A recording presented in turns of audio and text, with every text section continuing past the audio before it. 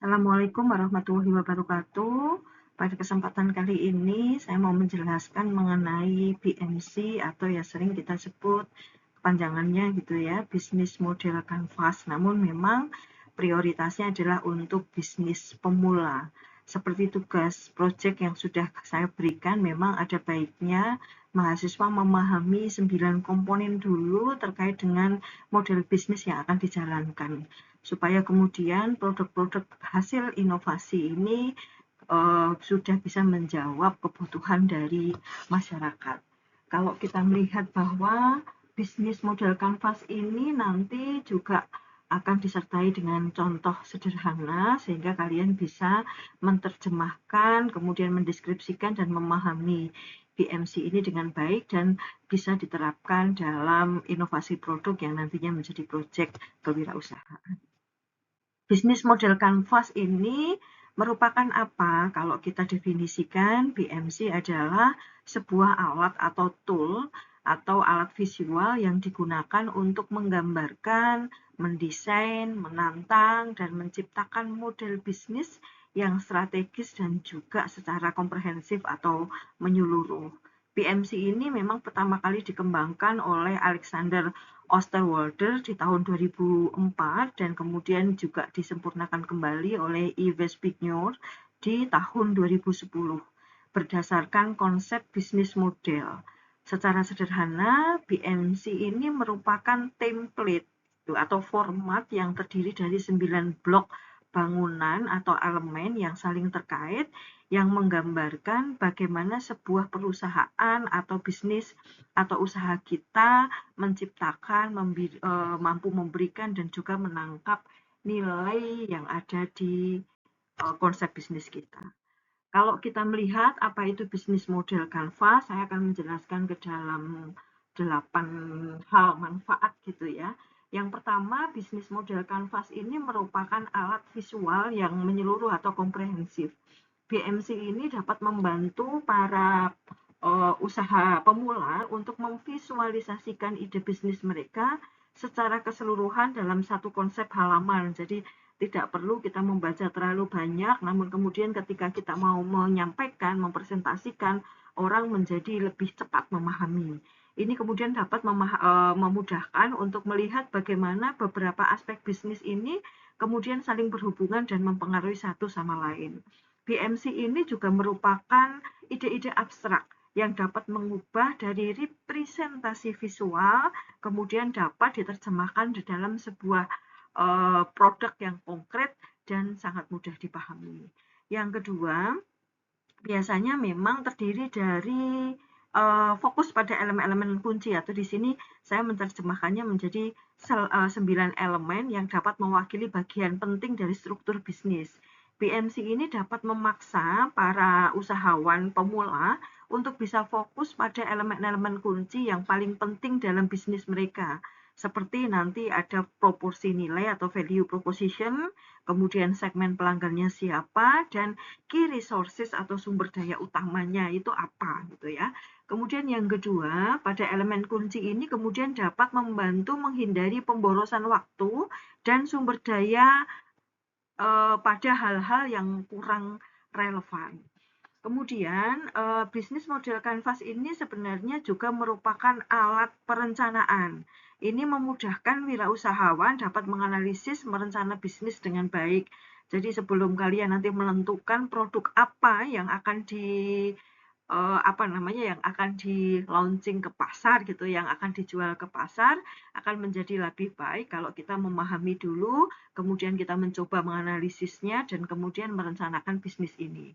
Kemudian yang keempat, bisnis itu merupakan sebuah pengembangan strategi yang terarah.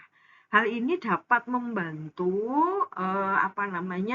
para usahawan pemula untuk mengembangkan strategi bisnis yang lebih terarah namun juga efektif.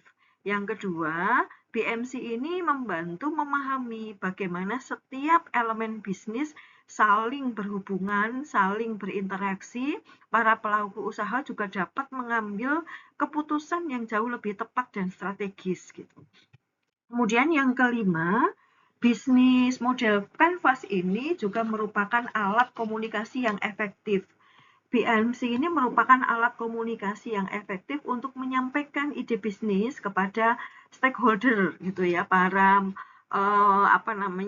stakeholder ini artinya pihak-pihak yang kemudian saling berhubungan atau pengguna gitu bahasanya, pengguna. Kemudian yang kedua, bisnis model Canvas ini juga merupakan pemahaman yang sama sehingga orang itu mampu memahami bisnis ini dengan baik. Kemudian yang ke 6, ini bisnis ini juga membantu menjadi fleksibel, bisnis kita menjadi lebih fleksibel dan adaptasi, membantu diadaptasi. BMC ini alat fleksibel yang mudah diubah. Para entrepreneur ini dapat dengan mudah memodifikasi BMC, kemudian seiring dengan perubahan pasar dan kebutuhan pelanggan. Bisnis model Canvas ini juga memungkinkan bisnis mampu beradaptasi dengan cepat terhadap perubahan lingkungan bisnis. Yang ketujuh, bisnis model Canvas ini juga merupakan sebuah validasi ide bisnis. BMC membantu para entrepreneur untuk memvalidasi ide bisnis mereka sebelum diluncurkan atau di-launching, atau layanan-layanan apa yang tepat bisa diperuntukkan untuk segmen-segmen pasar mereka. Kemudian dengan BMC ini juga dapat menguji asumsi-asumsi yang mendasari BMC. Biasanya entrepreneur atau para pelaku usaha dapat mengurangi resiko kegagalan dengan menggunakan elemen BMC. Kemudian BMC ini juga dapat membantu efisiensi waktu dan biaya. Dengan menggunakan BMC, para entrepreneur dapat menghemat waktu dan biaya dalam merancang sebuah bisnis. BMC membantu menghindari kesalahan-kesalahan yang mahal gitu ya. Maksudnya resiko ini kemudian kadang-kala membuat biaya ini melonjak jauh lebih tinggi dari prediksi awal, yang sering sekali terjadi untuk membangun sebuah konsep bisnis gitu. Sehingga memang ketika kita membuat BMC ini dapat membuat rancangan yang lebih efisien dan efektif, dan harapannya menjadi sebuah konsep rancangan jauh lebih matang. Baik, saya akan menjelaskan untuk elemen yang pertama, yaitu customer segment atau segmen pelanggan kita itu sebenarnya siapa.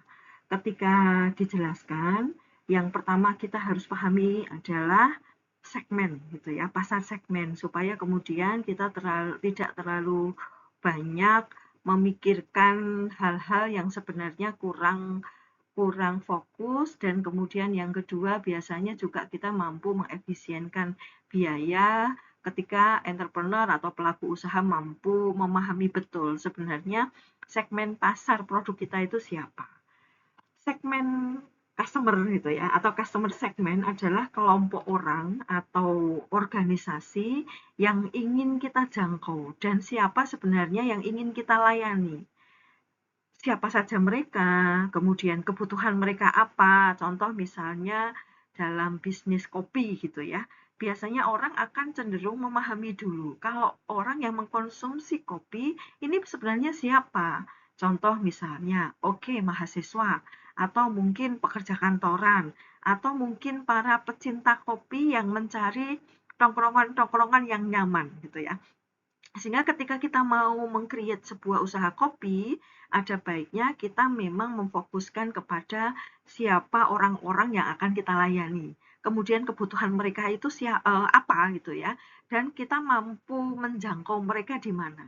Misalnya, saya contohkan di segmen customer, kita contoh misalnya ada wisatawan gitu ya, itu mencari pengalaman yang unik atau otentik terhadap budaya lokal. Sehingga kalau kita itu mau bisnis kopi, untuk para wisatawan biasanya yang akan dihadirkan adalah bagaimana kemudian memilih biji kopi di lahan, langsung di kebunnya gitu ya. Kemudian nanti mereka juga akan diberikan experience atau pengalaman ketika mereka melakukan pengolahan gitu, dari mulai memilah bijinya, kemudian merosting kopinya, kemudian mungkin juga nanti akan bagaimana menggrindernya gitu ya. Kemudian dia akan juga minta disajikan bagaimana kopi lokal itu bisa dinikmati dengan istilahnya kenikmatan tertentu. Nah, ini kemudian misalnya lagi penduduk lokal itu membutuhkan produk kopi yang berkualitas dengan harga terjangkau. Kalau masyarakat secara umum biasanya suka kopinya pada pada kapasitas yang mana? Karena memang sebenarnya kopi ini kan ada beberapa strategi, maaf, ada beberapa segmen.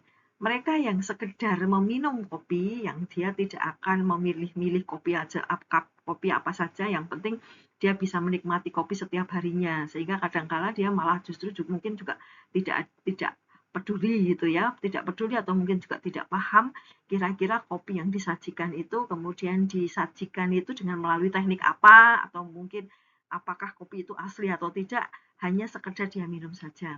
Tapi kalau penduduk lokal ini biasanya ya hanya menikmati kopi yang setiap pagi harus ada kopi, kemudian disertai dengan nyamian lainnya gitu ya. Kemudian dia hanya diseduh ala kadarnya. Beda lagi kalau tadi saya sampaikan adalah pecinta kopi atau penikmat kopi yang memang dia sangat dia hanya tahu bahwa kopi ini harus disertai dengan kenikmatan tertentu gitu. Kemudian ada juga reseller misalnya. Nah, ini biasanya reseller ini mencari produk yang unik dengan margin keuntungan yang menarik gitu.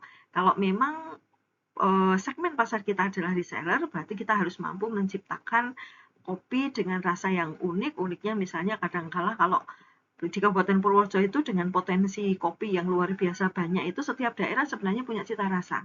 Cita rasanya diambil dari mana? Ketika nanti biji kopi atau tanaman kopi itu ditanam, kemudian sebelahnya itu kemudian ada tanaman lain, seperti misalnya kalau di tempat lingkungan kita itu banyak tanaman-tanaman herbal gitu. Maka kopi ini biasanya juga akan memiliki bau atau cita rasa yang mendekati dengan tanaman herbal yang ada di sebelahnya.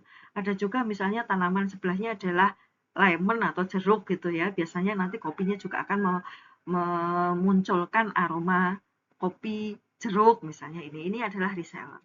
Nah, kalau kita kembali pada segmen-segmen yang sudah kopi dalam bentuk racian atau kopi yang disajikan dengan seduhan atau biasanya kita kita sebutnya misalnya kayak americano, latte, atau mungkin ada yang mengenal espresso gitu ya. Ini customer segmennya siapa? Misalnya contoh mahasiswa. Mahasiswa itu kalau menikmati minuman kopi seperti itu biasanya ngapain? Oh, sedang mengerjakan tugas. Maka kalau mau bisnis kopi untuk kalangan mahasiswa, nanti biasanya mereka akan mencari tempat tongkrong dengan wifi gratis, sehingga mereka akan ngobrol cukup lama, mengerjakan tugas cukup lama, atau mungkin sekedar hangout dengan teman-temannya saja, sehingga mereka memang membutuhkan tempat dan layanan yang support terhadap minuman kopi yang disajikan. Atau kalau yang kedua tadi juga saya sempat menyebutkan ada pekerja kantoran. Kalau pekerja kantoran itu ngapain ketika dia itu menikmati kopinya? Biasanya pekerja kantoran ini akan mencari kopi berkualitas untuk meningkatkan produktivitas supaya dia bisa konsentrasi bekerja, dia bisa menemukan ide-ide kreatif dan inovatif, kemudian dia bisa menghilangkan rasa kantuk ketika dia kemudian saat bekerja gitu ya. Sehingga memang atau mungkin orang-orang yang saat ini bekerja namun juga harus peduli terhadap kesehatan mereka. Sehingga ketika kita berhadapan dengan orang-orang atau pekerja kantoran, maka kopi yang disajikan harus sesuai dengan kebutuhan mereka. Biasanya kopi asli gitu ya, kopi yang diseduh dengan pemanasan yang tepat, dengan takaran yang tepat. Kemudian kopi ini juga harus disajikan tanpa gula gitu ya, sehingga memang taste dari kopi ini mampu menciptakan kesehatan atau mampu bermanfaat bagi kesehatan mereka atau mereka bisa mengarahkan gitu atau mereka bisa memenuhi kebutuhan mereka akan produktivitas, akan konsentrasi untuk bisa menemukan ide-ide kreatif, untuk bisa menghilangkan rasa kantuk mereka. Atau mereka juga minum kopi untuk kesehatan bagi tubuh mereka. Atau yang ketiga, pecinta kopi ini hampir sama dengan pekerja kantoran, hanya memang yang dilihat kalau pekerja kantoran itu manfaatnya lebih kepada hal-hal untuk meningkatkan produktivitas dan kinerja mereka, sementara kalau pecinta kopi untuk apa? Mencari pengalaman kopi yang unik dan berbeda, sehingga para penikmat kopi ini biasanya akan membandingkan gitu, akan membandingkan antara daerah satu dengan daerah lain, kopi satu dengan kopi yang lain, karena yang diperoleh, yang dia inginkan itu adalah pengalaman mereka ketika meminum kopi, sehingga kemudian para penikmat ini biasanya juga merupakan komunitas atau orang-orang yang bisa diharapkan untuk mengembangkan bisnis kopi. Dari mana? Dari cerita mereka, dari testimoni mereka gitu. Sehingga memang perlu diperhatikan apa yang akan kita jual ketika berhadapan dengan para pecinta kopi gitu ya. Ini kalau kita melihat pada segmen yang pertama kali di segmen pelanggan. Ya, saya melanjut untuk yang elemen kedua. Elemen kedua itu value proposition atau proposisi nilai gitu. Value proposition ini merupakan janji nilai yang akan kita tawarkan kepada konsumen kita atau pelanggan kita. Ini merupakan alasan utama mengapa konsumen atau pelanggan itu harus memilih produk kita di antara produk-produk yang banyak dijumpai mereka di pasaran. Sehingga memang dalam konteks proposisi nilai ini kita berusaha menampilkan keunikan produk sehingga orang tahu persis, calon konsumen kita memahami betul sebenarnya apa yang membedakan produk kita dengan produk yang ada dengan pesaing. Sederhananya begini, mengapa pelanggan atau mengapa konsumen itu harus membeli produk saya gitu. Dalam konsep BMC ini bisa kita jelaskan bahwa produk atau layanan apa yang kita tawarkan ini, kemudian apa yang akan kita jual, apakah itu produk fisik, apakah itu bentuknya layanan, apakah itu merupakan kombinasi antara produk fisik dengan layanan, kemudian yang pada aspek yang kedua itu masalah apa yang sebenarnya akan kita selesaikan. Masalah atau kebutuhan apa yang dipecahkan terhadap kehadiran produk kita dan layanan apa yang sebenarnya membantu permasalahan dari pelanggan gitu atau calon konsumen kita. Kemudian sebenarnya kita menawarkan manfaat apa yang akan kita berikan kepada para pelanggan sehingga pelanggan ini kemudian dapat mendapatkan keuntungan atau manfaat ketika menggunakan produk dan layanan kita. Kemudian, apa perbedaannya? Intinya, apa yang membuat produk atau layanan kita, kalau di sini dalam layar ini atau dalam PPT ini, ada beberapa layanan yang menjelaskan keunikan dibandingkan dengan pesaing. Menawarkan produk yang kemudian tidak ditawarkan oleh tempat lain, misalnya memanfaatkan kearifan lokal yang unik. Kemudian perlu disampaikan bahwa produk ketika berbeda adalah kualitas ini kemudian harus otentik, memberikan pengalaman atau menyampaikan produk asli dari daerah tertentu. Kemudian kita juga mampu menyampaikan atau mencerminkan tradisi dan budaya lokal. Kemudian apakah produk kita memberikan dampak sosial yang mendukung komunitas lokal atau kemudian dengan keberadaan produk kita itu mampu menciptakan lapangan kerja bagi penduduk setempat. Nah, kalau kita melihat lagi, mengapa sebenarnya value proposition ini menjadi penting? Value proposition ini harus kuat. Ini merupakan kunci keberhasilan bisnis kita. Karena apa? Value proposition ini mampu menarik pelanggan. Value proposition yang jelas dan menarik akan membuat pelanggan atau konsumen yang menjadi tertarik dan mencoba produk atau layanan kita. Kemudian yang kedua, produk kita memang harus membedakan dari pesaing. Value proposition yang unik ini akan membuat kita itu jauh menjadi lebih menonjol di pasar yang ramai atau di pasar yang kemudian kita terjun dengan produk-produk yang sejenis dengan produk kita. Karena ada keunikan tadi, ada otentik. Produk kita juga memiliki kualitas yang otentik yang merupakan jaminan gitu ya. Kemudian produk kita juga membangun sebuah loyalitas bagi konsumen atau nanti akan menghasilkan pelanggan-pelanggan baru ketika kita mampu memenuhi janji nilai yang sebenarnya seharusnya bisa kita sampaikan dengan keberadaan produk kita. Pelanggan harus cukup puas gitu ya, karena kalau tahapan marketing itu ketika sudah minat, nanti kita membuat konsumen kita tuh memutuskan untuk membeli produk, kemudian ketika sudah memutuskan, PR kita adalah kita harus mampu menciptakan kepuasan, karena harapan utama dari produk atau layanan kita adalah menciptakan loyalitas. Jadi pelanggan atau konsumen kita akan terus-menerus menggunakan produk-produk kita kembali. Contoh sederhana ketika tadi kita memilih bisnis kopi, nanti akan kita jelaskan khusus dalam latihan di 9 komponen gitu ya. Value proposition bisnis kita menjadi kopi berkualitas tinggi, kemudian harga terjangkau, kemudian bisa disajikan dengan cepat. Mungkin kalau biasanya di kedai-kedai atau kafe kopi kita menunggu cukup lama, tetapi kita menciptakan keunikan atau kualitas yang otentiknya adalah kita mampu menyajikan dengan cepat. Kemudian kita juga menjamin bahwa pramusajinya misalnya atau pelayan kita memberikan layanan yang selalu ramah, kemudian lokasi ini nyaman gitu ya. Dalam hal produk kopi ini nanti masalah juga bisa dipecahkan karena ketika tadi saya sampaikan kopi biasanya di kafe atau di kedai atau di ruang makan atau di mana lah itu biasanya hal yang paling kita sering temui adalah layanan lama gitu ya. Sehingga keberadaan kafe kopi kita ini justru menciptakan bahwa kopi ini mampu memecahkan masalah lamanya penyediaan kopi. Sehingga ketika kita mampu menciptakan kopinya berkualitas, tapi nanti bisa disajikan dengan cepat, maka sebenarnya inilah keunikan, ini adalah value proposition yang akan kita sampaikan kepada konsumen. Kemudian manfaat lain, misalnya di dampak sosial tadi ya, karena kita juga akan mendukung komunitas atau petani lokal daerah, sehingga ketika kafe kita laris, nanti petani juga ikut berdaya di situ gitu.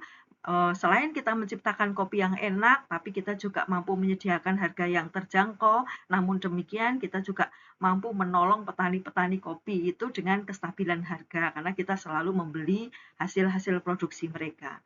Kemudian layanan manfaatnya lain adalah pelayanan yang baik gitu ya, biasanya akan menciptakan experience, pengalaman yang otentik gitu, sehingga ini menjadi jaminan mereka untuk bisa kembali mengunjungi kafe kita. Nah, tipnya ketika kita mau memfokuskan value atau membuat value proposition yang kuat adalah yang pertama kita harus fokus pada pelanggan. Pahami betul kebutuhan dan keinginan calon konsumen kita itu apa. Kemudian kita harus mampu menjelaskan manfaat. Bukan hanya fitur. Kalau fitur itu hanya kita itu fokusnya pada produk tok, padahal produk ini belum tentu mampu memecahkan masalah mereka. Sehingga kita jangan misalnya egois, oh ini produk kita asli Bu, produk kita inovatif Bu, kreatif Bu, tetapi produk ini hanya orientasinya kreativitas dan inovasinya pada sisi kita. Nah, hanya pada konsep value proposition justru kalian harus mampu menjelaskan manfaat. Jadi manfaat itu ditekankan pada apa? Pada aspek kesehatan kah? Pada aspek kepraktisan kah?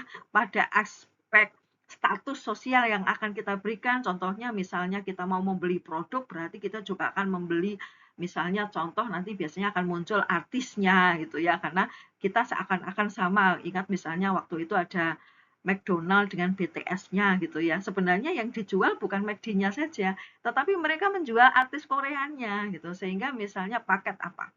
Paket ayam atau burger gitu ya, yang kemudian ada konsep branding dalam kemasannya adalah logonya BTS, adalah foto-fotonya BTS, ini sebenarnya memberikan pengalaman pada konsumen.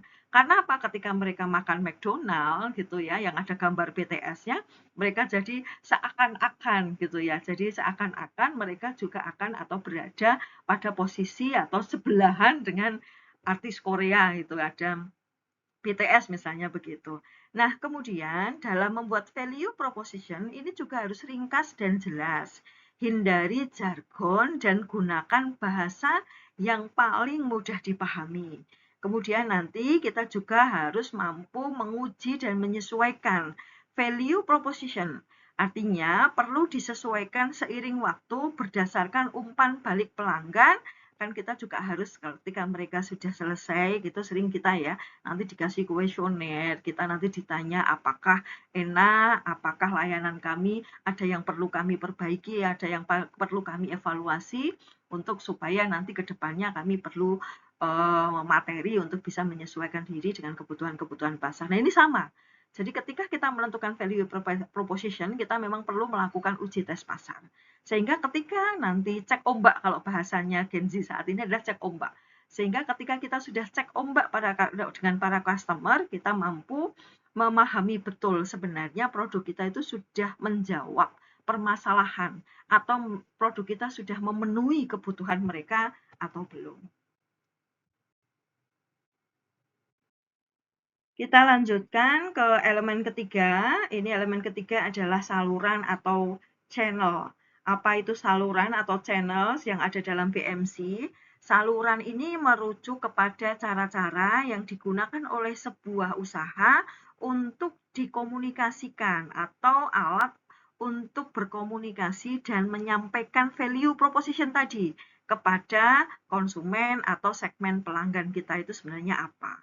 Ini adalah merupakan titik sentuh antara kita, para pedagang atau kita atau entrepreneur dengan para konsumen atau dengan pelanggan kita, di mana produk ini atau layanan akan ditawarkan atau dijual. Fungsi utamanya saluran ini apa? Ini membangun kesadaran.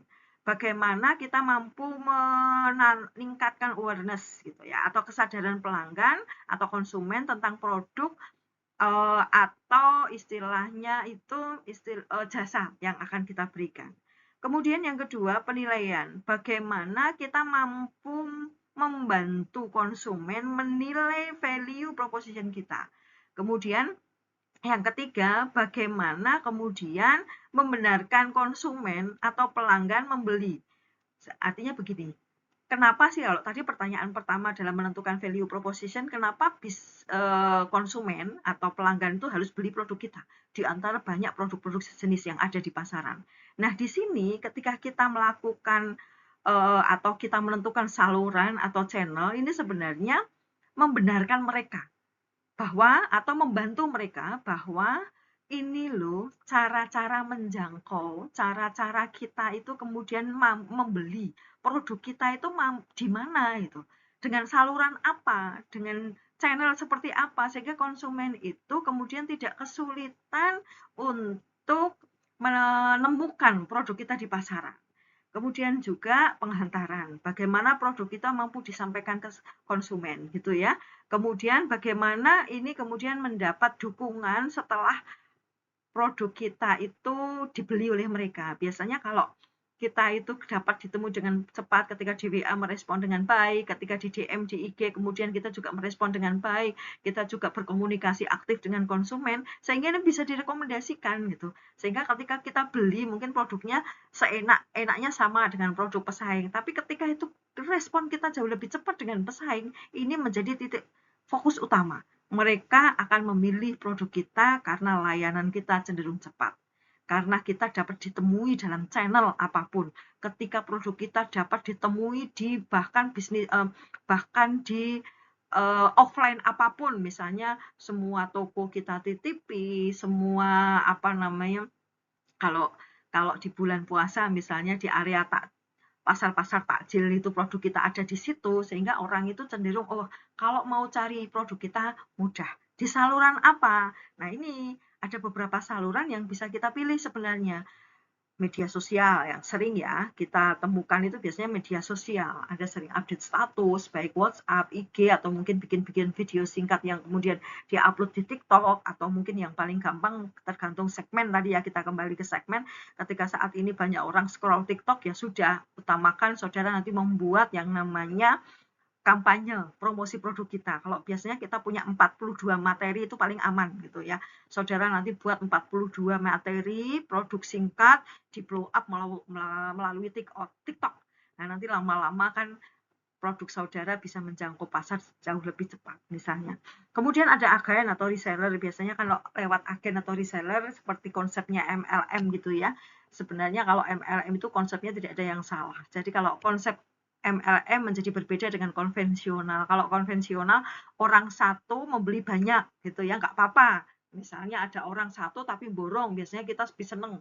Tapi kalau konsep MLM malah nggak boleh, nggak bisa. Orang satu harus membeli satu gitu ya. Namun apa? Di MLM itu biasanya jejaringnya yang diperbanyak. Jadi orang satu, orangnya ditambahi jadi satu orang, misalnya dalam satu jejaring 10. Itu nanti satu orang membeli satu. Kalau di konvensional satu orang membeli 10. Nah, kalau di konsep jejaring ini sebenarnya jauh lebih menguntungkan. Karena 10 orang ini dia juga akan memiliki jejaring lainnya. Sehingga kalau satu ini kemudian mengakar ke banyak orang, ini membantu mempercepat. Sehingga kalau saudara memang nanti prioritas pada agen dan reseller, maka jejaring ini memang harus diperkuat. Makanya nanti kalau dalam teori kemasan, saya biasanya seringkali melarang ketika produk kita memungkinkan resellernya banyak. Apa yang saya larang? Jangan mencantumkan nomor HP di dalam stiker. Karena apa? Ketika stiker itu dicantumkan nomor HP, itu membunuh reseller saudara. Karena apa? Nanti saudara, kita konsumen cenderung akan menghubungi gitu ya, apalagi kalau bisnis pemula, ya wes kamu mending beli langsung ke produsennya saja gitu, daripada reseller yang harganya mesti sudah ditambahi, karena memang kecenderungan di lingkungan kita seperti itu. Sehingga harapannya silahkan kalau memang saudara mau membangun jejaring reseller, diharapkan saudara tidak mencantumkan nomor HP, cukup dicantumkan saja nama usaha saudara apa, lokasinya di mana. Atau mungkin malah jauh lebih smooth itu ketika saudara mencantumkan nomor akun dari media sosial yang kita miliki. Kemudian ada pasar tradisional, ini juga merupakan saluran atau distribusi efektif. Kalau zaman dulu ke pasar-pasar offline, jadi kalau mau punya produk ya keliling gitu ya, semua toko ditawari, nanti setiap tuh sehari harus nawari ke berapa toko seperti sales-sales itu ya. Misalnya kita mau bisa menawarkan 10 toko, paling tidak 1 atau 2 pasti kecantol gitu, nyantol. Nah, ini adalah teknik tradisional. Apakah ini sudah out of date? Belum tentu. Zaman sekarang ini harus tetap kombinasi. Tidak hanya kemudian offline itu menjadi tidak baik, online jauh lebih banyak, tidak. Anda juga harus bisa menyeimbangkan antara pasar offline dengan pasar online. Kemudian juga kita juga bisa mengoptimasi e-commerce atau membuka akses pasar yang lebih luas dengan biaya yang sangat murah gitu ya. Dengan cara apa? Ya sudah, bangunlah toko di pasar-pasar e-commerce. Anda bisa masuk di Shopee, Anda bisa masuk di Tokopedia, Lazada, atau biasanya kita juga di UMKM Purworejo itu menjalin jejaring dengan Blibli. Gitu. Shopee juga sudah ada ya, makanan oleh-oleh gitu khas Purworejo. Ini bisa menjadi salah satu saluran yang menjadi alternatif untuk pemasaran. Ya, kita lanjutkan ke hubungan pelanggan atau elemen atau komponen yang keempat dari BMC. Hubungan pelanggan atau customer relationship dalam bisnis model Canvas ini merupakan atau menggambarkan jenis hubungan yang dibangun oleh sebuah perusahaan atau usaha bisnis dengan segmen pelanggan tertentu. Ini sebenarnya tentang bagaimana kita berinteraksi dengan pelanggan kita dari awal hingga seterusnya, sehingga kita mampu memastikan apakah pelanggan atau konsumen kita menjadi puas atau tidak. Tujuan utama untuk hubungan pelanggan ini sebenarnya layanan personal. Ini merupakan pendekatan individual terhadap setiap pelanggan, sehingga kita mampu memberikan pengalaman berbelanja yang berkesan. Kemudian kita juga mampu membangun kelompok penggemar produk. Kita bisa berbagi cerita, berbagi nilai-nilai bersama. Kita juga bisa mengkomunikasikan bahwa komposisi produk misalnya atau manfaat-manfaat lain dalam produk, atau mungkin kita juga bisa sekedar sharing komunikasi saja ketika kita mampu membangun komunitas online. Kemudian ada program loyalitas. Dalam program loyalitas ini sebenarnya adalah memberikan penghargaan bagi pelanggan setia kita supaya mereka kemudian mampu mempertahankan diri sebagai konsumen produk kita dalam jangka panjang. Karena kan kadang kita seringkali kehilangan konsumen kita atau pelanggan kita dalam waktu yang singkat gitu ya. Mereka hanya mengkonsumsi produk kita 2 atau 3 kali, setelah itu ketika ada penawaran yang lebih bagus mereka akan pergi mencari produk lain. Nah, ini sebenarnya program loyalitas ini akan membantu kita sebagai seorang pelaku usaha untuk bisa menciptakan atau mempertahankan pelanggan-pelanggan atau konsumen-konsumen produk kita. Biasanya akan terus kita melakukan berbagai bentuk bantuan, misalnya kita melakukan interaksi langsung melalui layanan pelanggan dengan tatap muka, atau mungkin kadang-kala di telepon, atau mungkin kita kalau sekarang bisa menggunakan layanan WhatsApp ya, kadang-kala kita ditanya gitu bagaimana produk kita, kurangnya apa, ataukah mungkin kami harus menambahkan rasa atau taste baru terhadap produk kita, atau mungkin kalau kita itu membuka outlet misalnya, apakah outlet ini memungkinkan atau mereka sebenarnya lebih senang kalau di COD langsung diantar saja ke rumah misalnya begitu ya. Kemudian menyediakan alat juga supaya kemudian mereka pelanggan atau konsumen kita membantu diri mereka ini mencari informasi. Misalnya biasanya kalau kita yang paling simpel ya kita punya blog gitu ya. Di blog mandiri kita bisa mengkomunikasikan bagaimana cara membuat produk, kemudian unsur-unsur atau manfaat bahan yang kita gunakan apa. Ini sebenarnya juga salah satu cara kita mengkomunikasikan. Syukur-syukur kalau sekarang berbagi resep gitu ya. Karena berbagi resep ini juga orang tahu persis bagaimana bahan bakunya, bagaimana cara mengolahnya, bagaimana mereka mengemas, sehingga konsumen kita memahami, oh ternyata produk yang kita jual itu sebenarnya diolah dengan kualitas bahan baku yang baik gitu ya. Kalau kita kemudian bikin vlog memasak, oh ternyata kita mengolahnya juga bersih gitu. Kemudian kita juga mempertahankan elemen-elemen penting ketika kita mau masak seperti apa. Kadang masak itu tidak hanya resep tok sebenarnya. Tetapi ketika kita membuat sebuah atau mengolah sebuah makanan sebenarnya teknik gitu ya. Teknik mengolah ini menjadi kunci juga sehingga kualitas produk ini selalu terjamin gitu. Bagaimana cara memotong, bagaimana kalau mengolah sayuran bisa tetap hijau gitu. Nah, ini sebenarnya ada beberapa teknik gitu. Kemudian kalau kita otomatis gitu ya, dalam hubungan pelanggan juga akan menciptakan sebuah otomatisasi melalui apa? Teknologi. Seperti elemen email otomatis atau rekomendasi produk sehingga atau mungkin sering kita kalau beli produk atau kita buka beberapa kalau saya beberapa kali mengamati algoritma saja di media sosial ya. Ketika kita tertarik sedikit aja beberapa detik aja membuka atau mengklik sebuah produk, itu akan selalu keluar produk-produk sejenis. Syukur bahkan malah sering kita temui dengan beraneka macam merek tapi jenis produknya sama. Nah, ini otomatisasi ini yang perlu kita sampaikan ternyata. Ini kalau kita menjadi penjual ternyata ya memang kita harus seagresif itu gitu.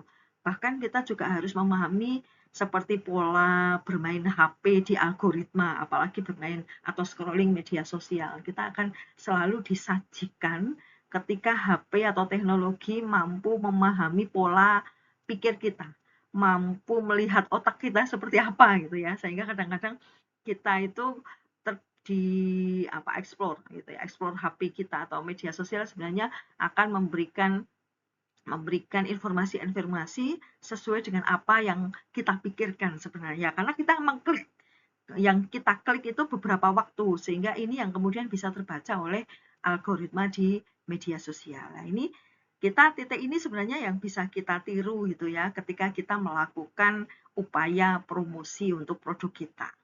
Nah, ada beberapa memang pertimbangan penting dalam memilih hubungan pelanggan ini. Yang pertama, kita harus mampu menetapkan segmen pelanggannya, jenis hubungan apa yang paling sesuai dengan segmen pelanggan atau konsumen kita yang paling tepat, yang berbeda itu seperti apa, kemudian berapa nilai setiap customer bagi usaha kita, kan biasanya kita punya, meskipun tidak tertulis ya, kita punya penilaian. Ketika kita dihadapkan pada konsumen yang tidak rewel, mereka bisa berkomunikasi dengan baik, mereka tidak ngenyangan kalau bahasa Jawa itu ya, orang ngenyang produk gitu, biasanya kita punya poin plus terhadap pelanggan itu. Atau mungkin ada pelanggan yang selalu respect terhadap apa yang kita tawarkan. Misalnya kita menawarkan produk apa, mereka membalasnya dengan baik gitu. Nah, ini sebenarnya menjadi pelanggan atau konsumen potensial yang akan menjadi pelanggan kita kelak. Tinggal bagaimana kita kemudian membangun mereka supaya kemudian mereka berubah menjadi sebuah pelanggan setia bagi produk kita. Nah, kemudian kita juga harus mampu menetapkan biaya. Karena kita tadi sudah menyampaikan segmen, kira-kira produk kita itu dibeli oleh siapa sih? Apakah konsumen kita sangat sensitif terhadap harga atau tidak? Ketika sangat sensitif, ya saudara harus perhatikan itu. Jangan hanya begini, bahasanya kalau saya berkumpul dengan atau berkumpul dengan teman-teman UMKM. Jangan kemudian kita hanya melihat kemasan yang bagus. Nah, ini kemasannya bagus, ini aman, oh ini sudah sesuai dengan labelisasi. Tapi kita berhadapannya dengan orang-orang yang sangat sensitif terhadap harga. Mereka akan menjawab apa? Ya wes aku ora tuku kemasannya kok. Yang saya beli adalah produknya. Anda bisa ambil itu kemasan, produk saya cukup diwadahi plastik misalnya gitu. Nah, nggak masalah karena saya belinya adalah produk dengan harga yang sangat terjangkau oleh saya gitu.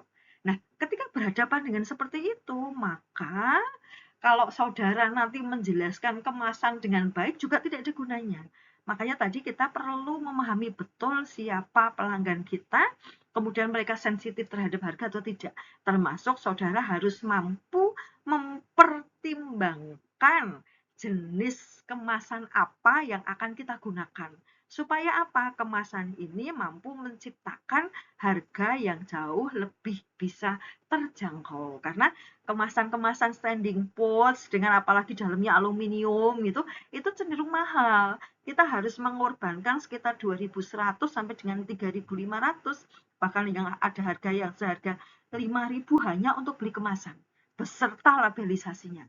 Sehingga ketika kita dihadapkan pada konsumen dengan budget yang sangat rendah, berarti mereka tidak butuh sekali lagi kemasan yang seperti itu. Jadi yang perlu kita lakukan adalah menelaah, mengidentifikasi siapa konsumen atau pelanggan kita. Nah, saya hanya akan contoh sedikit mengenai hubungan pelanggan gitu ya. Misalnya kita di toko online gitu. Layanan pelanggan bisa dilakukan melalui email atau mungkin obrolan langsung melalui chat gitu. Atau sistem rekomendasi produk otomatis tadi yang saya sampaikan melalui pop-up di media sosial gitu. Atau program loyalitas lainnya untuk pelanggan, misalnya kalau mereka mampu mendapatkan satu konsumen nanti akan dapat potongan. Ketika mereka nanti mendapatkan atau membeli 6 produk kita, mereka akan mendapatkan potongan atau diskon. Ketika mereka tiba-tiba sudah jadi pelanggan kita dalam waktu misalnya hampir setahun kalau ini produk baru, atau nanti kalau diuji kalau di proyeknya kewirausahaan yang menjadi pelanggan yang terus-menerus beli, dia bisa beli 3 sampai 4 kali, maka nanti akan diberikan reward dari saudara, misalnya dapat voucher pulsa 5.000 atau mungkin nanti tiba-tiba dihubungi, oh ibu, bapak, mas, mbak, karena bapak ibu sudah membeli produk saya sebanyak lebih dari 5 kali, maka bapak ibu berhak nanti ngicipi produk lainnya dari kami secara gratis gitu. Nanti berikan varian-varian lain ke mereka. Nah, ini merupakan sebuah bentuk hubungan kepada pelanggan. Nah, ini elemen penting dalam BNC ini memang kemudian menentukan bisnis kita, menentukan kita sebagai pelaku usaha mampu membangun dan memelihara hubungan dengan pelanggan kita. Hubungan pelanggan yang kuat ini dapat meningkatkan loyalitas konsumen, meningkatkan penjualan, dan membantu kita membangun branding yang kuat. Nanti akan kita bahas sedikit mengenai branding itu seperti apa.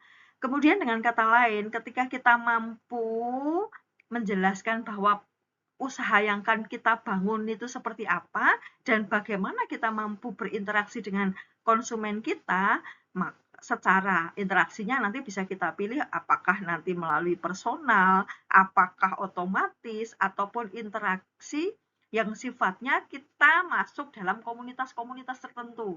Saudara punya komunitas grup SMP, punya grup SMA, grup misalnya Karang Taruna, grup dolan, grup pecinta apa gitu. Nah, ini silakan Anda bisa membangun hubungan khusus bagi komunitas-komunitas yang kita ikuti. Misalnya nanti kalau mereka kita merekomendasikan, oh sudah nanti kalau mau grup kita kumpul, kemudian bisa pesan produk saya, misalnya gitu ya. Nah, nanti saya akan memberikan harga khusus. Nah, ini sifatnya adalah komunitas atau melalui grup. Elemen kelima adalah revenue stream atau arus pendapatan. Nah, arus pendapatan ini biasanya bisa kita beda-bedakan. Sebenarnya kalau kita membangun bisnis, sebenarnya kita harus mampu mengoptimalkan. Kira-kira uang itu bisa kita dapatkan dari elemen apa saja. Kalau kita jualan produk, ya elemen pertama kali adalah penjualan produknya. Kalau kita berjualan jasa wisata, ya elemen lainnya dari pendapatan dan pengalaman dari turnya. Kemudian kalau kita memiliki, misalnya kalau produk kemudian saudara itu membuat resep gitu ya, nah, maka resep ini sebenarnya bisa menciptakan royalti atau pendapatan dari hak kekayaan intelektualnya.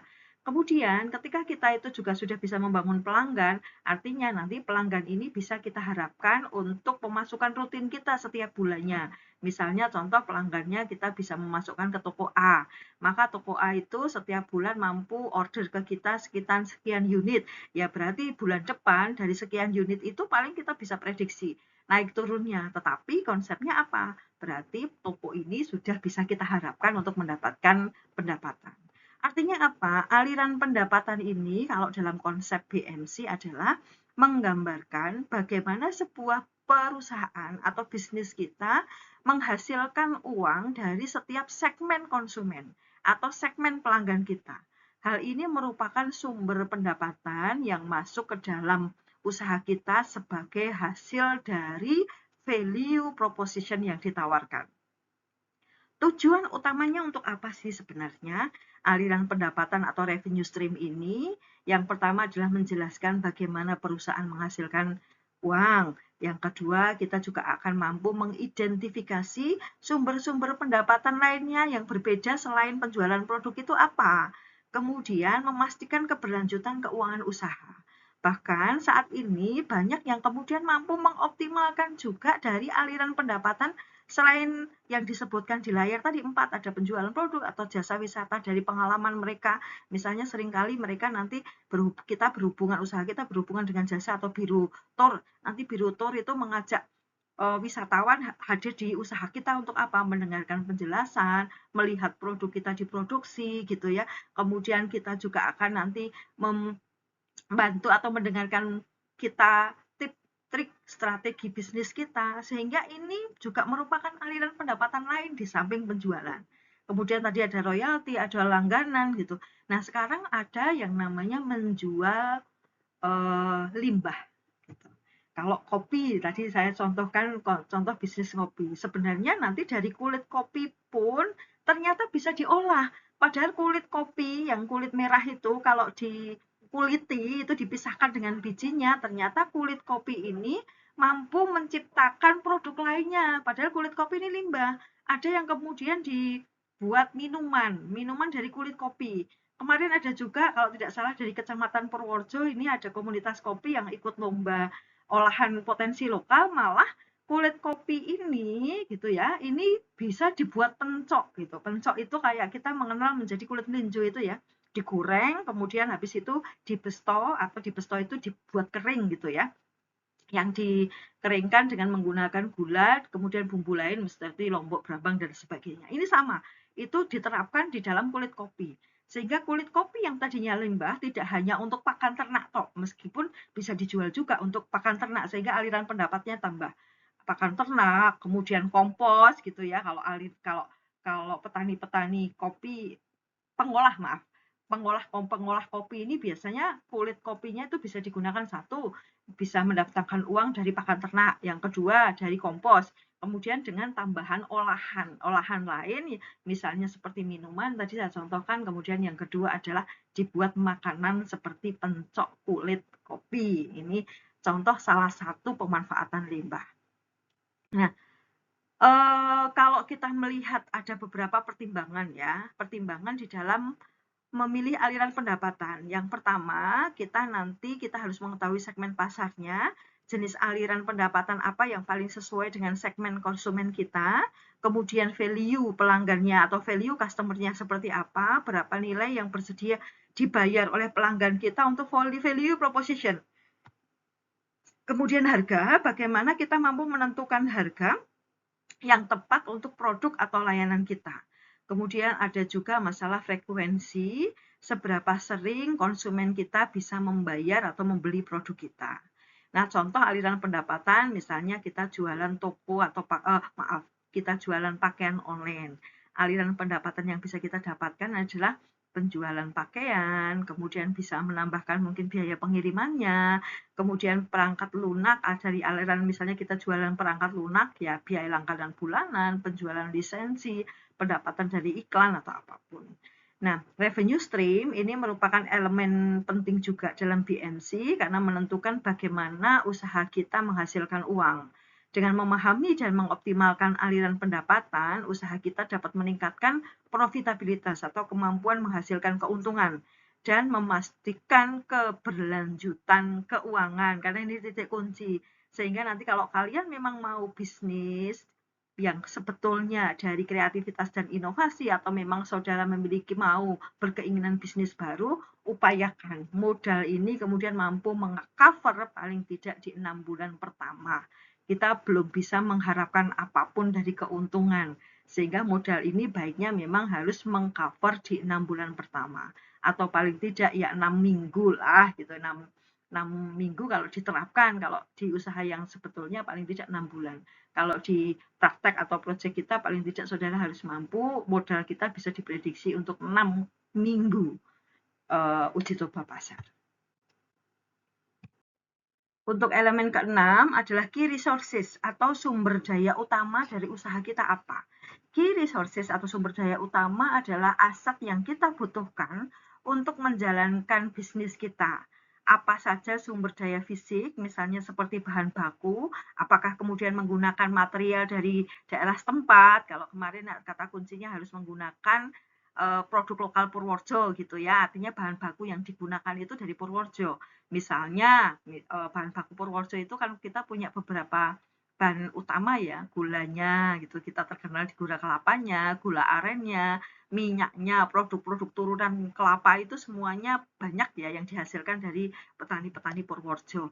Ada juga jagung, ini juga merupakan potensi lokal Purworejo. Pisang ini mendominasi di 16 kecamatan Kabupaten Purworejo, hampir semua kecamatan di Purworejo itu memiliki pisang yang bisa dioptimalkan untuk mendukung produk. Pisang itu sebenarnya laku ya, dari mulai bonggolnya sampai dengan daun pisang. Bahkan sekarang banyak eksportir itu juga mencari daun pisang untuk supaya diekspor. Itu satu lempitnya kalau waktu itu harga bisa sampai 5.000, meskipun kalau di pasar lokal itu bisa 6.000 sampai 7.000. Tapi kalau untuk ekspor karena harga harus ditekan ya, kalau diekspor itu satu lempit itu sekitar 5.000-an, itu jadi cukup. Belum lagi sudah termasuk biaya kemas ya, sehingga memang potensi pisang ini cukup bagus gitu. Bahkan sekarang ada yang mengembangkan juga keripik. Keripiknya dari apa? Justru dari jantung pisang. Kalau dari bonggol dan dari apa namanya istilahnya, dari gedeboknya ini memang sudah banyak sekali gitu ditemukan di wilayah Kabupaten Purworejo. Hampir beberapa pelaku UMKM itu sudah memproduksi itu. Sehingga ketika kalian nanti membuat olahan itu, saudara harus mampu menyampaikan value proposition-nya apa. Apa yang membedakan keripik bonggol atau keripik gedebok pisang itu berbeda dengan produk-produk yang sudah diolah oleh UMKM lain. Karena ini sudah cukup banyak dibuat. Yang masih jarang justru olahan dari jantung pisangnya. Saya baru menemukan kalau untuk olahan dari keripik jantung pisang itu biasanya sering kita jumpai dibuat sayur. Tetapi salah satu pelaku UMKM di wilayah Kecamatan Bayan gitu ya, eh, saya sebut hanya di Kecamatan Bayan gitu saja, ini juga sudah membuat keripik dari jantung pisang atau bunga pisang gitu. Ini masih cukup jarang ditemukan gitu kalau di wilayah Kabupaten Purworejo. Namun kalau saudara memang berkeinginan untuk membuat itu, ya saudara harus punya value proposition. Saya hanya contohkan keripik pisang saja, keripik pisang kepok dari wilayah Kecamatan Banyurip itu. Kalau saya sebut mereknya saja Banana Sasuke itu. Banana Sasuke itu simpel, sederhana sebenarnya. Dia kemudian membuat keripik pisang yang biasa ditemui, bahkan dia juga kolaborasi dan kerjasama dengan banyak pelaku UMKM lain yang memproduksi keripik pisang. Namun apa? Value added-nya yang ditambahkan oleh Bu Puspo, saya menyebutnya Bu Puspo saja di salah satu wilayah apa namanya di Kecamatan Banyurip, mereknya adalah Banana Susuke. Ini hanya menambahkan susu dan keju. Sehingga ketika Banana Sosuke itu di launching di pasaran, itu peminatnya luar biasa. Karena menciptakan taste yang tidak umum, taste yang unik gitu. Taste uniknya di mana? Ya keripik pisang yang sudah ada asin-asinnya, tapi kemudian diciptakan tambahan susu dan juga apa namanya keju. Sehingga ketika ini masuk di Gen Z, ini menjadi permintaannya luar biasa banyak. Ini dijual dimanapun pasti laris gitu. Padahal sebenarnya simple, tetapi ada value added-nya, ada value proposition-nya yang kemudian ditawarkan oleh si Bu Puspo ini untuk memenuhi kebutuhan masyarakat, terutama di kalangan anak muda gitu. Nah, kemudian yang kedua, ini adalah sumber daya utamanya adalah tadi produksi ya, berarti kalau kita mencontohkan di Banana Sasuke dengan value proposition-nya adalah ada tambahan susu dan keju, kemudian dia kemudian masuk komunitas melalui forum UMKM untuk di di customer channel, kemudian di value proposition-nya lain dia juga bisa masuk di semua channel, dia komunitas dimasuki, media sosial di blow up, dia juga aktif juga melalui penjualan-penjualan banyak di event pameran juga dia bisa mengikuti gitu ya. Kemudian di sisi sumber daya utamanya apa? Dia menggunakan bahan baku lokal. Lokalnya apa? Ya pisang, pisang kepok yang memang banyak dijumpai di hampir di semua kecamatan Purworejo. Keberlanjutan lingkungannya apa? Ya iya, dia kemudian satu paket menjual pisang, kemudian dia nanti kulitnya dijadikan kompos gitu ya. Nah, tapi dia juga belum mengolah dari kulit pisang karena kulit pisang mentah itu belum ada inovasi lain. Dia masih menggunakannya untuk keperluan pupuk atau kompos tanaman saja. Gitu. Nah, ada keterampilan khususnya di sumber daya utama adalah keterampilan tradisional, memanfaatkan keahlian dia di dalam menciptakan produk dari turun temurunnya itu ya karena membuat keripik pisangnya dulu, kemudian melestarikan warisan budaya karena saya pikir di lingkungan kita yang namanya makan keripik pisang itu di semua kalangan meskipun segmen khususnya untuk Banana Sasuke adalah untuk yang Gen Z tadi. Teknologi pendukung mengoptimalkan proses produksi dan pemasaran. Kalau stripping pisang hanya digoreng menggunakan wajan, namun kemudian ketika dia mengeringkan susu dan keju, dia menggunakan teknologi oven untuk membantu pengeringan. Sehingga produk stripping ini bisa diterima oleh masyarakat dengan rasa yang kriuk, rasa yang manis, tapi juga gurihnya pisang kepok ini masih tetap kentara. Kemudian dia juga bisa meningkatkan efisiensi operasional. Kalau saya contohkan di dalam di aktivitas ini ada kalau di contoh tadi kopi kekinian ya, jadi konsep utama di aktivitas itu bisa aktivitas utamanya adalah apa? Mesin kopinya harus berkualitas, kemudian biji kopi pilihan, kemudian baristanya juga mesti terlatih, kemudian modal awal juga dibutuhkan, kemudian perlu yang namanya merek dagang. Maka kadang-kadang merek yang simple, kopi kenangan gitu-gitu ya, padahal mereknya simple itu. Tapi ternyata gampang di mustabak gitu, gampang diingat oleh orang lain.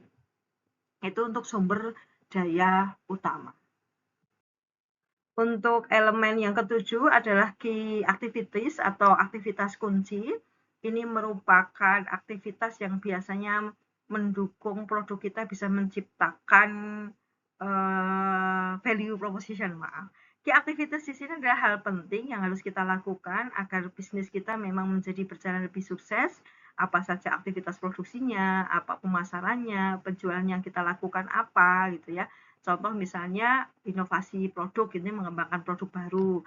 Kemudian aktivitas kuncinya bisa diproduksi gitu ya, membuat produk berkualitas seperti tadi Banana Sasuke berarti harus menciptakan keripik pisang yang ada tes keju dan susunya, tapi kemudian bisa dirasakan dan awet untuk crispy-nya. Sehingga ini merupakan aktivitas kunci di produksi, membuat produk berkualitas. Kemudian pemasarannya. Bagaimana produk ini mampu dipasarkan sesuai dengan target pasar kita. Berarti harus aktif promosi. Promosinya lewat apa gitu. Kalau offline ya harus aktif mengikuti event-event, harus produk kita juga harus gampang ditemui oleh masyarakat. Kalau kita punya toko, kalau kita mampu menitipkan produk di toko-toko ini menjadi bagus karena ternyata produk kita banyak ditemui di semua channel. Ada juga yang produk peyek ini, Arona Food gitu ya. Dulu terkenal dengan sampai sekarang masih terkenal gitu ya, yang namanya pelote, peyek lombok pete.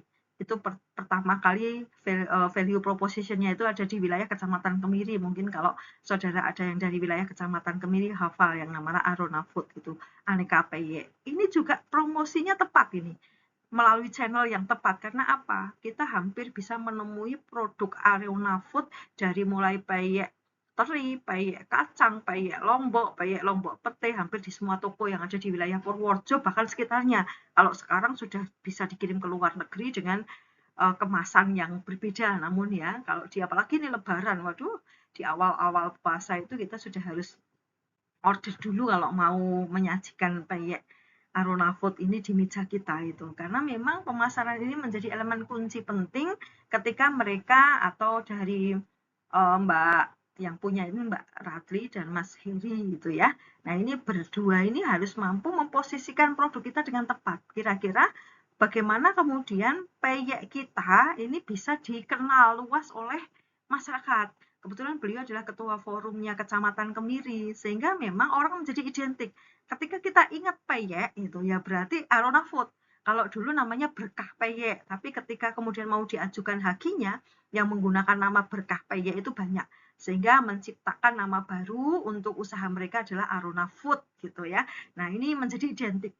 Kemudian dia juga punya maskot yang disampaikan di dalam setiap stiker gitu ya, atau mungkin setiap event-event yang dia sponsori, sehingga menjadi aktivitas kunci bagi Arona Food ini untuk bisa memasarkan produk mereka untuk bisa sampai ke target pasar. Bahkan semua komunitas yang mereka ikuti pun mereka selalu mengkomunikasikan produk mereka, bahkan tidak hanya melulu dodolan peyek, tapi Mas Heri dengan Mbak Ratri ini selalu mengkomunikasikan hal lain karena beliau juga pendampingnya halal gitu ya di Kabupaten Purworejo, sehingga ketika ada konsumen atau mungkin masyarakat Purworejo ini mau, pelaku usaha Purworejo mau mendaftarkan usahanya di legalitas untuk halal, mereka pasti ingat siapa? Ya Arona Food.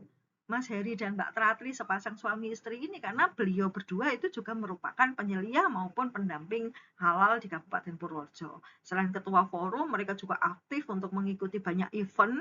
Nah, ini sebenarnya juga upaya mereka untuk membangun brand usaha.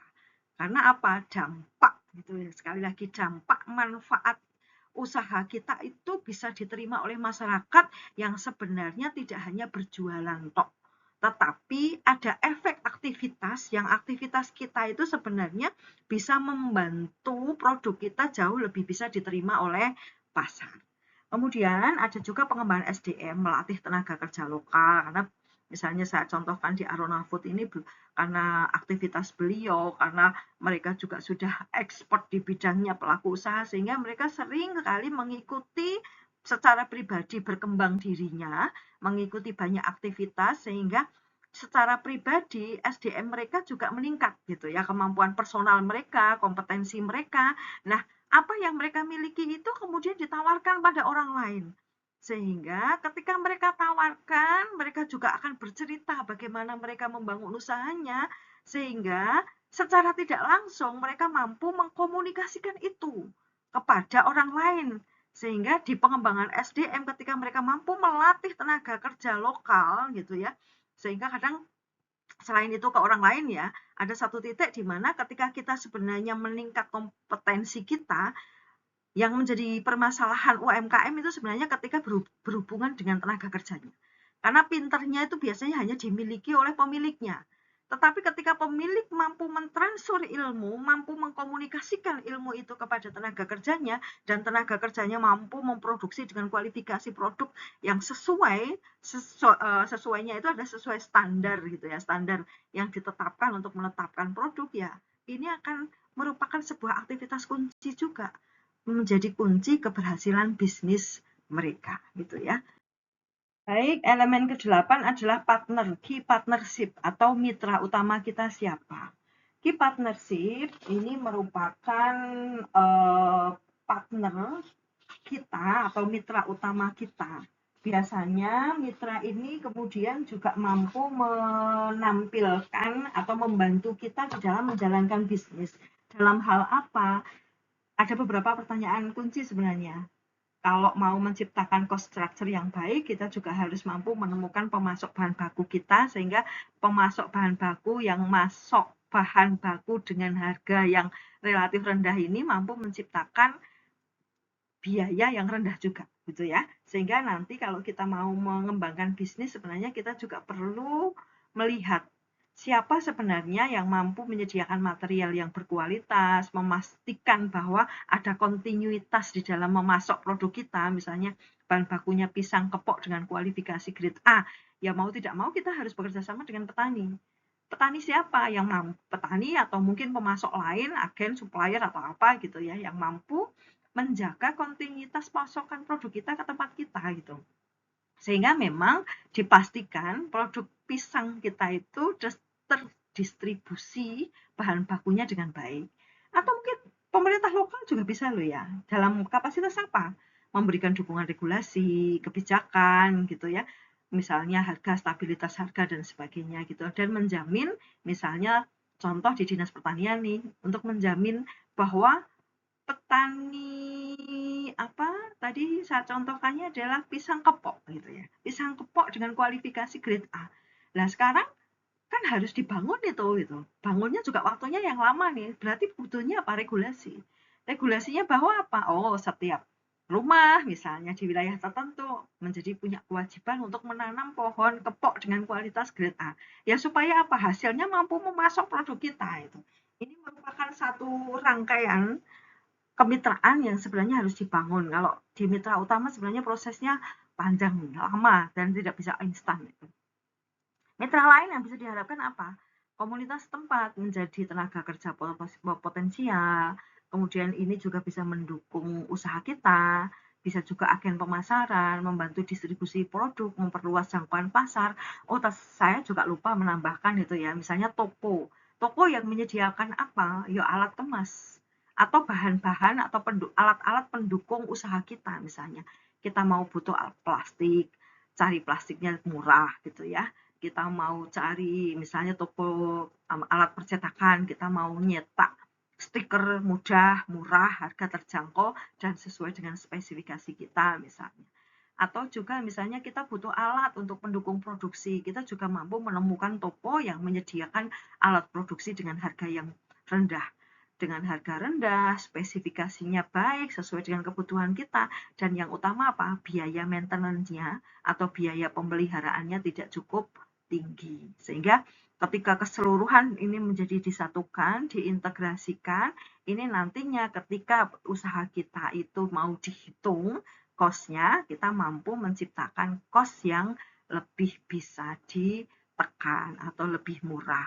Ketika cost produksinya rendah, maka harga yang akan kita jual ke konsumen pun juga bisa terjangkau. Ini adalah untuk yang elemen ke-8. Baik, kita akan lanjut ke elemen ke-9. Elemen ke-9 adalah cost structure atau struktur biaya. Struktur biaya ini mencakup semua biaya yang timbul akibat pengoperasian model bisnis. Ini biasanya terdiri dari biaya tetap, biaya variabel, biaya produksi, biaya pemasaran, atau biaya lainnya yang relevan dengan biaya bisnis. Cost structure ini adalah semua biaya yang kita keluarkan untuk menjalankan bisnis. Apa saja biaya tetap dan biaya variabel kita. Contoh misalnya kalau kita aplikasikan di kopi kekinian tadi, ini memiliki misalnya mau ditampilkan dalam bentuk of cafe gitu ya, atau kedai, atau rumah makan, ya harus ada biaya sewa tempat, ada biaya gaji karyawan sendiri, pramusaji, ada mungkin juga biaya barista untuk bisa menyajikan kopi dengan banyak varian gitu ya. Kemudian pembelian bahan bakunya, kemudian biaya pemasarannya, dan juga biaya operasional. Struktur biaya ini mencakup semua biaya yang timbul akibat pengoperasian model bisnis. Ini termasuk biaya tetap tadi ya, biaya variabel, biaya produksi, biaya pemasaran, dan biaya lainnya yang relevan. Pertanyaan yang memang harus dijawab ketika kita merumuskan struktur biaya adalah biaya apa saja yang paling penting dalam model bisnis kita. Yang kedua, sumber daya kunci mana yang paling mahal. Ini juga harus dirumuskan di elemen sumber daya kunci tadi ya. Kemudian aktivitas atau key activities atau aktivitas kunci mana yang paling mahal. Nah, ketika semuanya pertanyaan sudah dirumuskan, maka kita juga mampu menetapkan struktur biaya yang tepat. Saya contohkan, biaya tetap, misalnya fixed cost gitu ya. Ini biaya yang tidak berubah terlepas dari volume produksi atau penjualan. Contohnya apa? Ada sewa gedung, ada gaji karyawan, tetap gitu ya. Kalau gaji karyawan produksi ketika mereka nanti ada lembur gitu, berarti yang dihitung adalah biaya tetap dalam satu hari itu, dalam 7 atau 8 jam mereka bekerja dibayar berapa, itu kalau gaji karyawan tetap. Kemudian ada biaya asuransi mungkin yang kita bayarkan, kalau tidak ya sudah tidak di skip.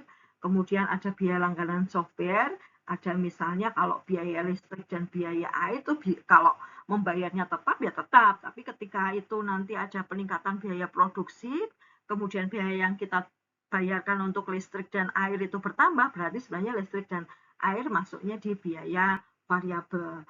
Biaya ini bervariasi sebanding dengan volume produksi dan penjualan.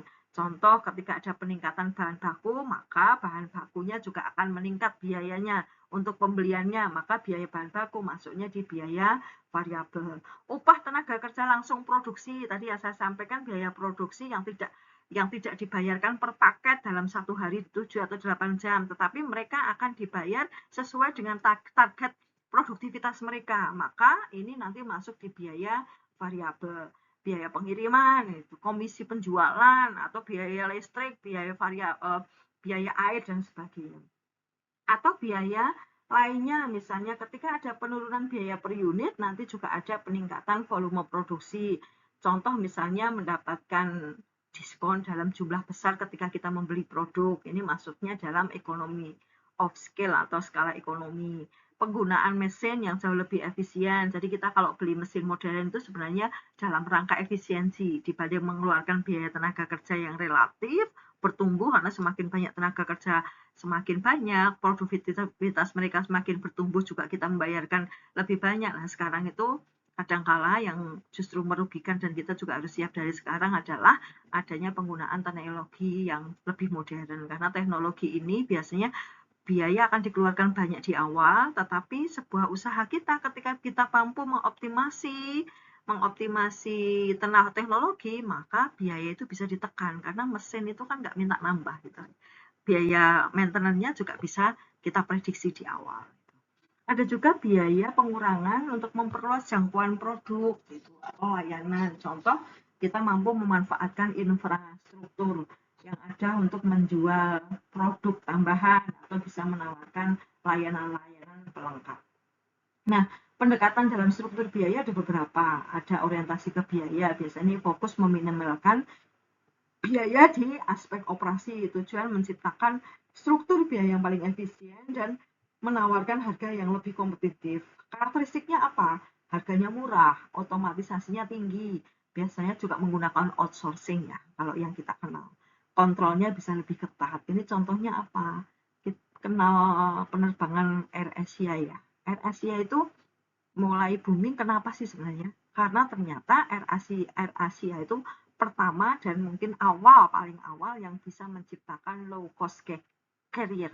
Artinya apa? Biaya penerbangan, bahasanya adalah LCC, low cost carrier yang sangat terjangkau. Atau kemudian juga diikuti dengan Lion Air, itu juga bisa menciptakan LCC, ini namanya cost driven. Value driven yang kedua, atau berorientasi nilai. Ini fokus untuk menciptakan nilai pelanggan, kemudian biaya dianggap sebagai investasi. Tujuan biasanya menawarkan produk dan layanan premium dengan fitur dan kualitas yang unggul. Biasanya karakteristiknya itu apa? Kalau untuk value driven, kualitasnya tinggi, layanan pelanggan yang personal, biasanya inovasinya juga berkelanjutan, branding yang kuat. Ini biasa kita temui gitu ya, untuk merek-merek mewah seperti Louis Vuitton, kemudian ada mobil premium itu kita kenal BMW atau BMW atau mungkin Mercedes-Benz, itu merek-merek mobil Eropa, itu biasanya mereka orientasinya nilai, dan kita juga tidak akan komplain kalau mau beli mobil-mobil mewah seperti itu ya, karena kita belinya kemewahan, jadi mau harga selangit pun ya nggak masalah. Atau mungkin kalau tas-tas ada Hermes gitu ya, yang asli itu jutaan miliaran gitu. Nah, kemudian ada kalau dalam BMC ini nanti juga akan saya terapkan aja ya. Kita lanjut ke contoh saja. Contoh untuk ini kunci sukses bisa saudara cermati, ada fokus pada potensi, ada keseimbangan antar elemen, ada evaluasi berkala gitu. Ya, ini contoh 9 elemen. Nanti baiknya sebelum saudara meluncurkan dan minggu depan saudara presentasikan, kita perlu menetapkan 9 komponen tadi. Ini kalau digambarkan seperti ini, ada key partner, ada key activities, ada key resources, ada value proposition, ada customer relationship, ada channel, ada customer segment. Kemudian paling bawah yang perlu kita cermati, yang tidak kalah penting juga cost structure dan revenue stream-nya. Ini saya coba menerapkannya dalam bisnis kopi kekinian tadi. Saya sudah menjelaskan tadi di beberapa elemen kunci, sudah saya sebutkan sedikit-sedikit gitu ya. Nah, ini saya terjemahkan dalam bentuk 9 komponen di dalam format BMC, 9 elemen BMC. Contoh, customer-nya kopi yang mau kita sasar siapa? Tadi saya sampaikan ada mahasiswa, ada pekerja kantoran, ada pecinta kopi. Maka value proposition yang akan kita jual apa?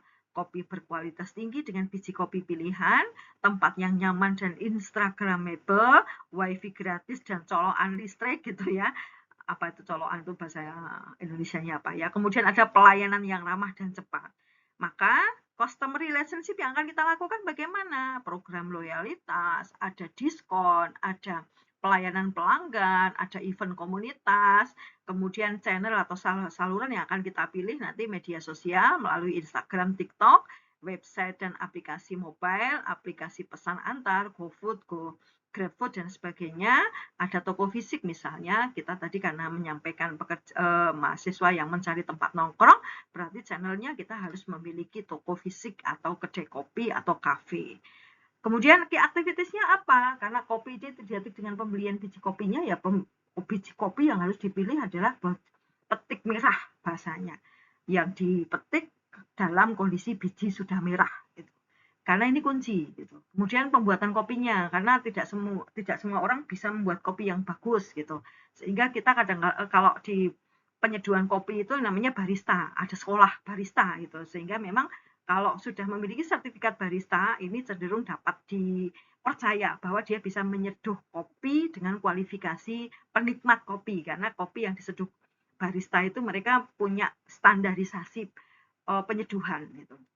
Kemudian ada pemasaran di media sosial, ada pelayanan pelanggan, ada pengembangan menu, nanti bisa dijelaskan satu-satu ketika saudara presentasi. Jadi harapannya nanti di pertama kali saudara memaparkan, saudara harus membuat 9 komponen ini supaya jelas. Jadi minggu depan saudara membawa produknya, kemudian nanti juga harus memaparkan PPT, tetapi PPT-nya cukup 1 lembar yang isinya nanti adalah 9 elemen di BMC. Kemudian ada key resources, mesin kopi, biji kopi, barista terlatih, dan sebagainya. Ada modal awal, ada merek dagang. Harus ada mereknya nanti ya, meskipun bertahap kalau merek dagang. Kemudian ada key partner, ada petani, ada pemasok bahan baku lainnya, ada influencer media sosial, ada aplikasi pesan antar. Nah ini nanti saudara juga harus mencermati ini, tapi disesuaikan ya, tidak harus, karena kan kita tidak punya toko fisik. Kalau toko fisik bukan menyewa toko fisik nggak usah, karena biayanya mahal. Kita cukup mungkin berhubungannya dengan komunitas, kemudian kita menjualnya di pasar-pasar tradisional, atau mungkin saudara membuka lapak saat mendekati kalau sekarang ini masa apa namanya Ramadan, sehingga Anda juga bisa membuka lapak supaya nanti lapak ini kemudian bisa dibeli itu, atau nanti kalau sudah event selesai Ramadan ya saudara bisa menemukan atau menjual langsung ke customer. Cost structure ini misalnya saya contohkan ada sewa tempat, ada gaji barista, kemudian ada biaya langganan, misalnya software kasir gitu. Ini hanya sampel ya. Variabel cost-nya adalah biji kopi, kemudian ada susunya, ada gelas kopinya, dan lain-lain. Ini hanya contoh, ini coba nanti yang menjadi tugas minggu depan, karena di minggu keempat, minggu ketiga, saudara sudah harus mempresentasikan produk inovasi di awal. Ini buat sesimpel mungkin, tapi sejelas mungkin. Saudara nanti minggu depan berarti membawa produk inovasinya, kemudian juga memaparkan di dalam 9 elemen kunci. Namun ini disesuaikan dengan produk inovasi. Yang penting value proposition, customer segment, dan channel maupun revenue stream dan cost structure-nya bisa jelas. Karena kalau untuk key partner, misalnya kalau boleh saudara menemukan key partner ya nggak apa-apa. Ini menjadi penting gitu ya. Tetapi sederhanakan Tapi ini bisa dimaknai, dipahami dengan jelas. Sehingga ini akan menjadi kunci apakah produk yang saudara inovasikan, apakah nilai tambah dalam produk-produk yang sudah ada ini bisa kita ambil menjadi salah satu proyek di kewirausahaan. Mudah-mudahan bisa dipahami penjelasan mengenai BMC ini. Nanti kalau memang ada pertanyaan, silahkan bisa dikomunikasikan melalui Google Classroom atau nanti saya akan komunikasikan melalui New Akad. Nanti bisa kita komunikasikan dan kita bisa tanya jawab, tapi mohon jangan secara personal kemudian di WA-kan, karena kadang-kadang WA itu kan belum tentu bisa terbaca dengan cepat. Nanti kita jadikan satu saja, kalau memang mau WA ya buat WA group, sehingga satu pertanyaan nanti bisa diketahui dan saya ketika menjelaskan juga bisa dipahami oleh semua mahasiswa. Terima kasih sudah mendengarkan penjelasan ini, mudah-mudahan bisa dipahami. Wassalamualaikum warahmatullahi wabarakatuh.